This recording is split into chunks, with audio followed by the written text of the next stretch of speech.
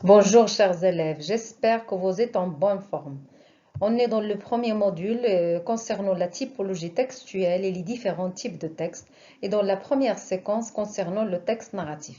Notre leçon d'aujourd'hui est une leçon d'étude de texte. On va étudier un récit autobiographique de type narratif de Jean-Jacques Rousseau, écrivain du siècle des Lumières. On passe maintenant au texte. Voici notre texte. Il s'agit d'un récit autobiographique composé de 2 paragraphes extraits d'une œuvre autobiographique intitulée Les Confessions de Jean-Jacques Rousseau. Une autobiographie, c'est un récit rétrospectif. Rétrospectif, ça veut dire qu'il se tourne en arrière, qu'il fait un retour en arrière. C'est un récit rétrospectif qu'une personne réelle fait de sa propre vie.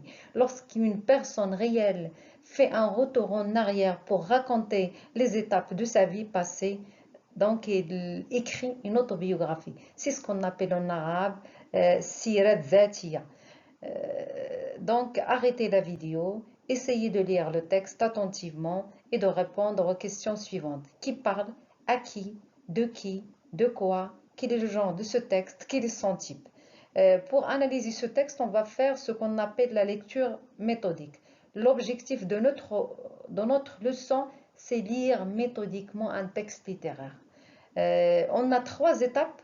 La première étape, c'est l'identification. La deuxième, c'est la formulation des hypothèses de lecture. Et la dernière, c'est le repérage des axes de lecture. Maintenant, on passe à la première étape. La première étape, c'est l'identification.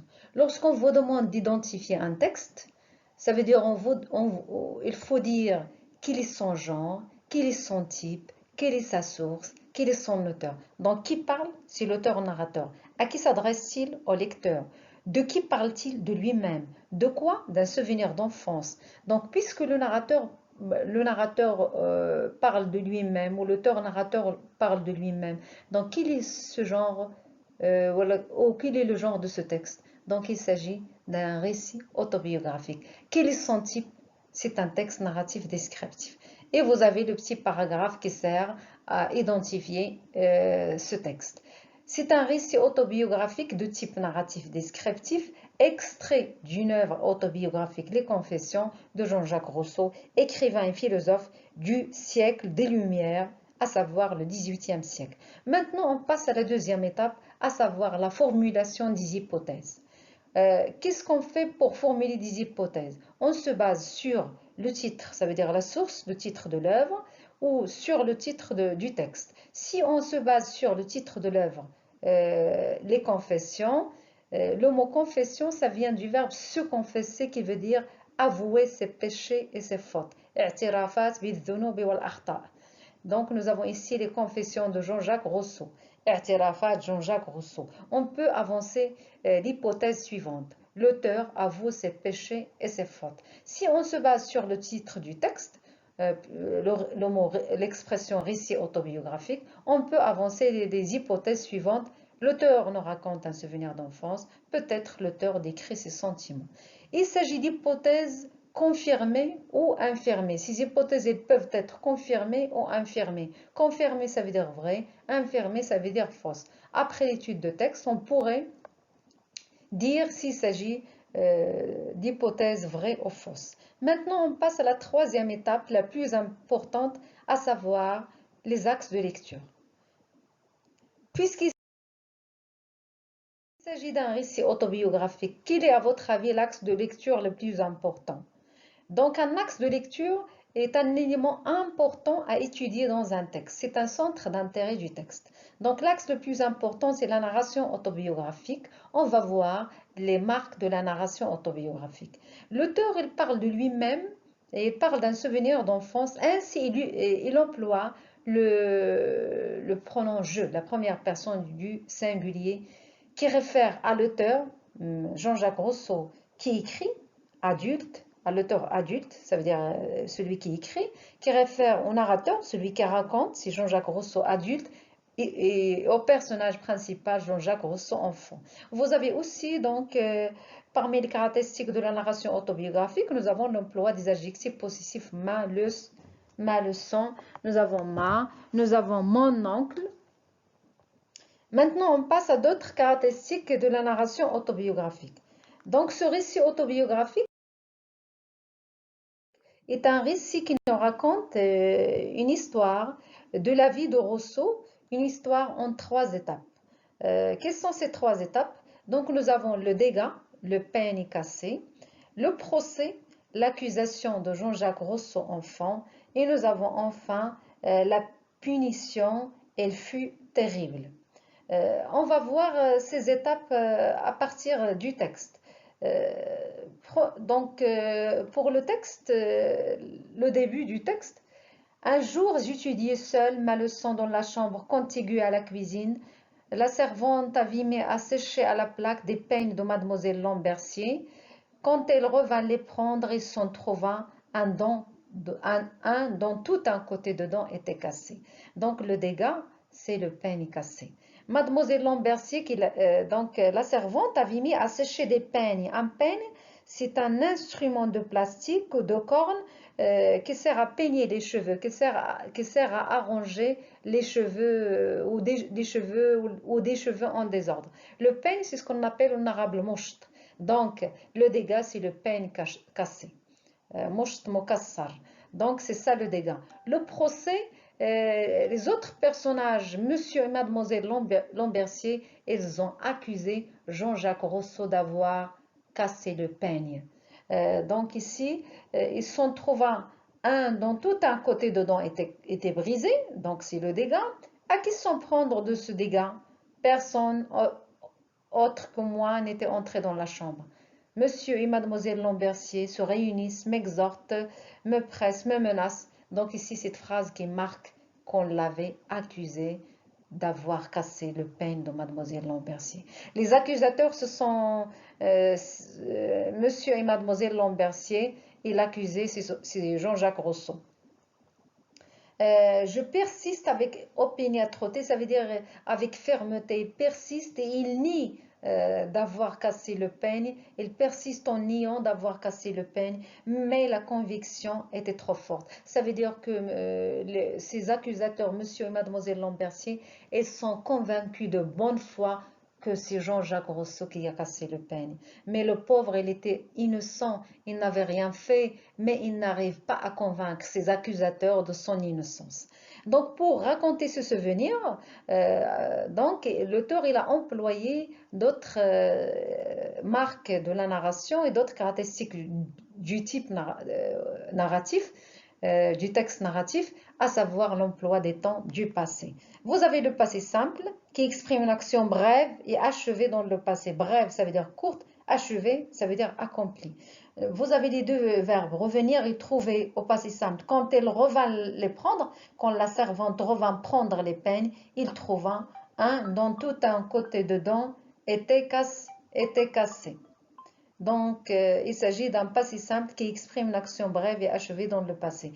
Vous avez un imparfait de description, un peigne dont tout un côté dedans était brisé. Vous avez l'imparfait était qui est un imparfait de description.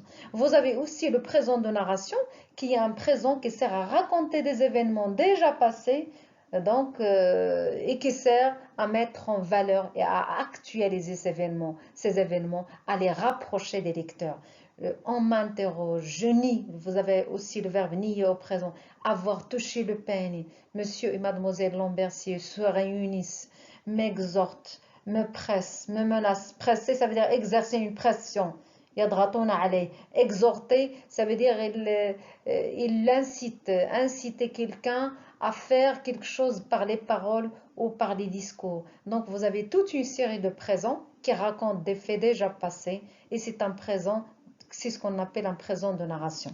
Nous avons aussi d'autres caractéristiques du texte narratif, à savoir l'emploi des indicateurs temporels. Le premier paragraphe, ça commence par l'indication temporelle un jour, et le deuxième paragraphe, ça commence part il y a maintenant près de 50 ans de cette aventure. Ça veut dire que cette aventure, ce souvenir s'est passé il y a 50 ans. Et ce sont des indicateurs temporels qui servent à situer les événements dans le temps et à assurer la cohérence chronologique ou l'ordre chronologique. L'ordre chronologique, c'est cet ordre qui respecte la situation des événements dans le temps. Maintenant, on passe au deuxième axe de lecture. Notre deuxième axe de lecture, c'est le commentaire. Donc, nous avons dans le premier paragraphe, nous avons la narration des événements et dans le deuxième paragraphe, nous avons le commentaire. Donc, dans une autobiographie, il faut distinguer le récit du commentaire. Le récit, ça veut dire la narration des événements d'une part, et le commentaire, ça veut dire ce que pense l'auteur adulte de ces événements d'autre part. Et dans ce deuxième, donc, nous avons le commentaire dans le deuxième paragraphe. Que fait l'auteur narrateur dans ce deuxième paragraphe?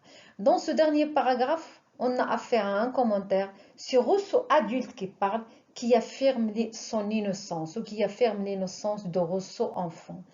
Et quelle est la phrase qui le montre? Eh bien, je déclare à la face du ciel, je déclare maintenant que je suis adulte, que je suis en train d'écrire mon autobiographie, que j'en étais innocent, que j'étais innocent, que je n'avais pas cassé le peigne. Vous savez que je n'avais ni cassé, ni touché le peigne, que je n'avais pas approché de la plaque et que je n'y avais même pas songé. Songer, ça veut dire penser. Je n'avais même pas pensé à m'approcher de la plaque et à casser le peigne. Nous avons la répétition des mots négatifs, ni, et servent à réfuter et à nier les accusations de monsieur et mademoiselle Lambercy. هنا الكاتب يفند فند ودحض اتهامات السيد والآنسة لامبرسي لأنه بريء. Donc, mais malheureusement, malgré tout cela, elle était punie. Donc, il n'arrivait pas à ce moment-là à convaincre ses accusateurs de son innocence et il était puni injustement. Donc, nous avons ici à la fois un drame de communication et de justice. De justice, c'est parce qu'il était accusé injustement et sans preuve irréfutable. Et un drame de communication parce que les accusateurs ils sont convaincus de bonne foi que c'est Jean-Jacques Rousseau qui a brisé le peigne, alors que Jean-Jacques Rousseau il était innocent et il n'arrive pas à les convaincre de son innocence. Maintenant, on passe aux fonctions d'un commentaire en général. Les fonctions d'un commentaire en général. Quelles sont les fonctions d'un commentaire en général? Lorsqu'on commente, on peut préciser la source des événements relatés, on peut porter un jugement sur ces événements, un jugement positif ou négatif, comme on peut exprimer ses sentiments au moment où l'on évoque ce passé, comme on peut exprimer son avis sur ces événements déjà passés. Maintenant, on passe pour voir les temps employés dans ce dernier paragraphe où nous avons le commentaire. Dans ce paragraphe, on utilise le présent. Je déclare, je nie, il y a. Donc, ce sont je sens le verbe sentir au présent. Ce présent n'est pas un présent de narration, comme celui que nous avons déjà vu dans le premier paragraphe. Il s'agit ici d'un présent d'énonciation qui réfère au moment de l'énonciation, à savoir le moment où l'auteur écrit son texte ou son œuvre. Et vous avez les phrases qui le montrent. Je sens, le verbe sentir au présent. En écrivant ceci comme mon pouls s'élève encore, ça veut dire les battements du cœur s'élèvent parce que le narrateur adulte, même s'il est adulte, il est touché, il est très très ému par ce souvenir. Eh bien, je déclare à la face du ciel, ça veut dire devant Dieu, que je n'étais innocent. Donc, il s'agit d'un présent d'énonciation. Merci pour votre attention.